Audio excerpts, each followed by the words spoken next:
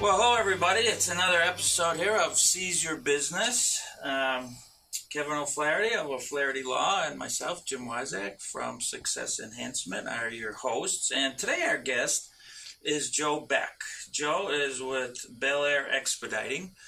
They're a shipping and logistics company. And guess what? Our topic today is shipping and logistics. So, Joe, why don't you tell us just a little bit about your business, and then maybe we'll get into how you started and everything. Certainly. We're actually quite an old business. We're in our 47th year, and it was started in Chicago, Illinois. We have kind of a unique situation where our only corporately owned office is in Chicago, and then I have stations that we have across the United States that work on a contracted basis with us, and it works really nice. A lot of the stations that we've had with us have been with us for over 30 years. And we have some very large customers, and we offer a specialized service, but we do every type of shipping. Logistics, you brought up the word logistics. It's a term. Some people may say it's overused. It's all-encompassing. You see it on the side of trains and semi-trucks. You see it on the side of storage facilities. So we definitely are in logistics because we get things from one place to another place. But we're heavily involved in it, and we do everything. But it's an old established company. I took over the role of president just recently, and we're doing some significant changes to stay up with the times. But it's very competitive too. It's a very competitive industry. You compete with everyone. So you're president, and you just took that over.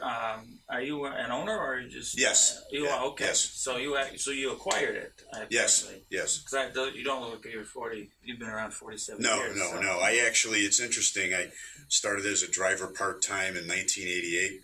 I was going to get my MBA and move on, and then you get married, you buy a house, then you have a kid. Yeah. And life, life happens. There's a lot of garbage out there as far as commercials, especially insurance commercials. But there's one State Farm commercial that just resonates with me, and it's where he goes, "I'm never getting married," and he's like, "I'm never having kids. I'm never buying a house. I'm never moving to the suburbs." But it happens. So that's So maybe you could tell us a little bit about the transition. I mean, going from an employee to now an owner. What's kind of changed for you?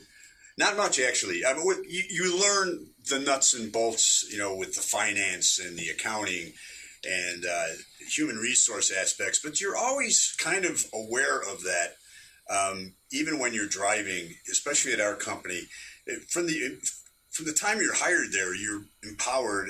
They make sure you're not just a driver. You know how to do the shipping process. You're involved. Now we're involved heavily with the TSA. We're regulated by the TSA because we don't own our own aircraft. So our drivers have to, be aware of that. And so you were constantly cross-trained in that aspect. And then after that, I went into sales, and you learn a lot in the sales and marketing and the nuts and bolts of what goes on there. Got it. And you actually host a podcast about logistics, right? Yes, I do. Logical Logistics? Yes. So I decided to do that because, one, I love podcasts, and thanks for having me on. Thanks for being here. I listen to them all. I listen to at least one a day. But I realize there's so many business shows out there, radio, podcasts, CNBC, Fox News, but they never talk about how materials get from point A to point B, and that's probably the most critical part of business, or one of the most, not the, but definitely in the top 5. If you can't get things from here to there, things are going to fall apart. And I thought I would like to do a podcast addressing that. And I looked at a couple of podcasts out there, and they really weren't resonating with me what actually I see out in the industry. So I decided to just go for it and do a podcast, and it's just been a lot of fun, and the guests have been fascinating. And where can people find your podcast while we're talking? Well, we're on iTunes and a few other platforms. The name of the show is Logical Logistics, and I've had 5 shows now. My 6th will be recorded tomorrow morning at 9. We should have it up tomorrow evening, and we've interviewed so far out of the 6 guests, it's all different areas of the industry. gentlemen who actually run shipping and logistics and supply chain for large conglomerate companies to delivery agents to truckers, air freight association, international shipping associations.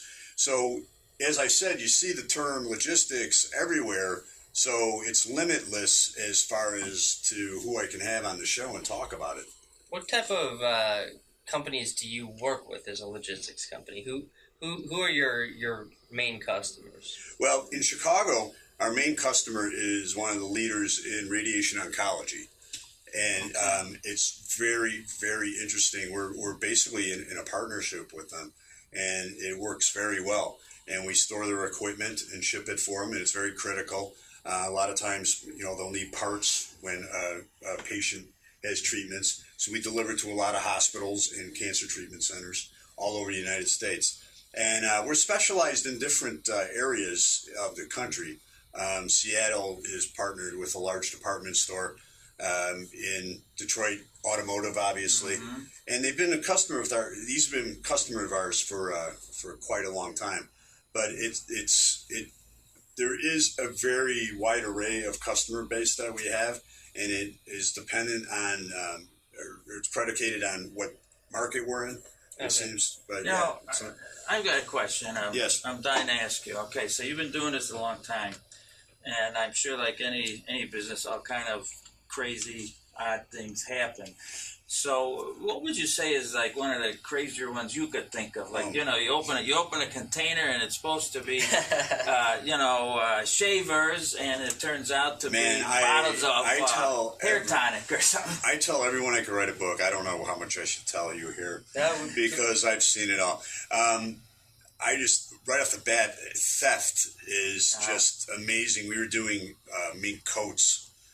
I mean, millions of dollars of mink coats, and they're really resourceful, it seems, in New York City, their airports. And it either happened at JFK or LaGuardia, and they punched a hole about this size into the box, and they took half the mink coats out of the box. To a small hole like that. As far as shipping parts, there was an oil rig this was back in the late 90s. There was an oil rig in the Persian Gulf that went down, and they were losing millions of dollars a minute. So we had to do a hand carry of a part. It went from Chicago to London to Bahrain, delivered the part to the oil base. He was able to stay in Bahrain for 24 hours, and they flew back to Chicago. So we did specialized things like that. But yeah, I've seen it all from shipping end, from the human resources end, to the different people, good and bad. No dead bodies, though, huh? No dead body. We can't ship dead body. But I know you could have found one. I'll leave that for another interview. Yeah. So what's the question that most shippers fail to ask but should? I think that even in today's environment, they don't ask about value, and they're still way too concerned about price. They don't ask about what kind of service they're going to get. They just assume that it's, I'm going to pay a cheap price, put it on there. And for the most part, I mean, the larger companies like FedEx and UPS, they do serve a role and get things done well. But there are special needs that are out there that a company like ours can provide, and we provide value. And a lot of times it just, I'll run in, I know I can do a great job, but there's still a mindset out there, we want to go with the cheapest, and they don't ask about what kind of value can I get with the service. Can you go into that, a little bit of the type of value you can add over and above your cheapest competitor? Yeah, customer service, just the overall shipping process, the relationship we have with our vendors to get it there. The tracking, we rely on technology, but we want to be not so reliant that we aren't doing the hands-on. So we're constantly on the phone. We're constantly talking. We're constantly meeting with people face to face to make sure things get there. So we like to move forward with the technology, but keep the things that worked well in the past, and that that person contact, that talking on the phone. When people call our office, we answer the phone. Our operations is we answer the phone for the most part. If 3 o'clock in the morning, you'll get an answering service, but we'll return your call within a few minutes. So we're 24/7 as well. So Okay. yeah, we never close. Is there a difference between the people that want to ship, one package that they might go to UPS versus someone who's incorporating it as part of their business system, where like this medical company you were talking about has a continuing need? Can you service people that just have one-off needs occasionally, or is it mostly? Okay, so with the one-off needs, I can do that for a company, but I can't do that for a person, and that's just mandated by the TSA. They have a known shipper program, so we have to validate each customer. Mm-hmm. Now they have a database where it's a lot easier. Before it was kind of tedious. You could be calling me from Apple Computer, and 10, 15 years ago, and I would have to wait 7 days, make a site visit, and even though it was Apple Computer. Mm-hmm. Now there's a database where it can be done quicker. Mm-hmm. But if you were just to call me personally and ship personal items, I can't touch any of that because you'd be violating TSA. And TSA, they define different carriers as non-integrated and integrated. And we're non-integrated because we don't have our own aircraft. So we're using commercial airlines. Okay. And just as a plug, you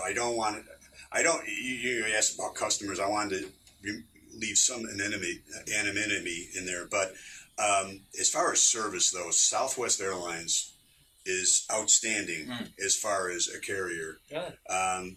You notice that on the passenger side, but also on the freight side, they just have been a great partner of ours. So we use that. Back to the package, though, there is a big need for 3PL, third-party logistics. So we get approached all the time. Today, I met with a company just before I came here, where he's doing the shipping and putting it on UPS, but it's costing him a lot of time and money, and it would be more cost-effective and he'd get better value for us to do that. So for a fee, we keep his inventory, ship it out on UPS for him, send him a bill, and get everything coordinated for him. And that's pretty much what logistics means. So we do those types of services as well. Now, I know you don't deal with the consumer, the individual, but just out of curiosity, I think I remember reading somewhere where not too far from the Zane, we have drones delivering packages to, There's talk of that. What I thought was the most significant development in my industry was right during and after the Christmas holidays. Amazon, it was a big press release how Amazon was unhappy with their delivery service, and then maybe a week later they put out a press release that they purchased 3 or 4 767s. So wow. Amazon, it appears, wants to go into the shipping business and become their own FedEx or UPS. Okay. Yeah. Now, let me ask this question. It doesn't directly relate to shipping and logistics, but there's a lot of people out there who, are sort of tired of working for somebody else, and they want to have their own business. Or what kind of advice, what kind of things should they be thinking about in making that leap? I think that it's very important, and I've learned this for myself with working for Bellair, especially most recently, where now I'm all in. I'm president of the company. You have to just believe in yourself. Go for it. I know it's wise to have a plan B, but don't make the plan B so successful. You're all in. You're going for it. And if you fail, you fail, and I know it's painful. And I've known people that have failed. But what I've found out, that I've met so many people that have had those little blips or failures, but they've come back even stronger. It's just amazing the people I've run into. So never give up, believe in yourself, and just say, I'm all in, I'm going for it. And if you fail, just try again. Keep going. If you fail, keep on trying. Yes, definitely. Sure. Definitely. Yeah. So, Joe, if someone wants to reach you either for your podcast or for logistics work, how can they reach you? So I have 2 email addresses. My first is my last name. It's BECHT, the number 5, at Comcast.net. Or they can reach me at Joe at Bellair, BELLAIR.com. That's my email addresses. That's probably those are the best ways to reach me. Then I'll release my phone number and everything, and we can talk. Okay, and Jim, how can people reach you? Well, the best way is by phone, 630-272-3895. You can look at my website as well, improv-4-business.com. Call me whatever you need. I'm always happy to share my network. And Kevin? you can reach me at 630-324-6666 if you need legal stuff. Otherwise, go to seizeyourbusiness.com and you can download videos or audio recordings of this podcast and get information on Joe and on me and Jim. Oh, I just wanted my podcast too, Logical Logistics. Please give it a listen. If you want to be a guest on the show, I'm willing to interview you. As I said, logistics is an all-encompassing term. So if you have an interest and want to be a guest on my show, please, by all means, download the show, review it, and contact me. It's called Logical Logistics. Thanks so much for your time today, Joe. It's been a pleasure. Thanks for having me on. I really appreciate it. Yeah, this is a lot of fun. Thank you. All right.